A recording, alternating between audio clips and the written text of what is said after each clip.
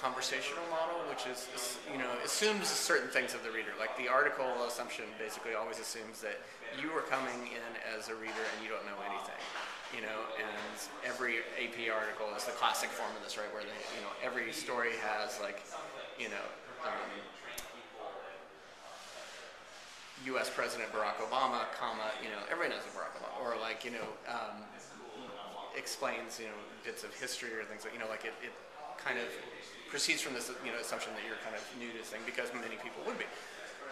The Tumblr kind of thing is more conversational, and it often is really, because it's, reblogs of other things or conversational chains.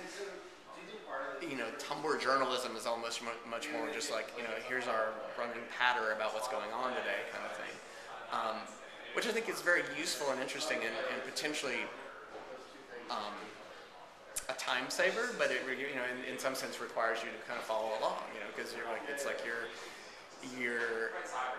in this conversation, and the assumption is that you've either been keeping up, or if you really don't know what you're doing, you're going to go back and find out. But it streamlines things down to just what's the essential bit of information to know now, what's new, whatever.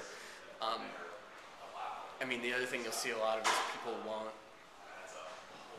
if there's something that like is new information in a post or something like that, you may correct the post, but you'll still do another Tumblr blog post about it, because like if someone is following you and you correct the post, they're not going to see that correction. They're going to see it if you do like a new post in their stream. So like it rewards people, sending out bits of information, bits of information as updates in the thing versus like a single article that people go to over and over.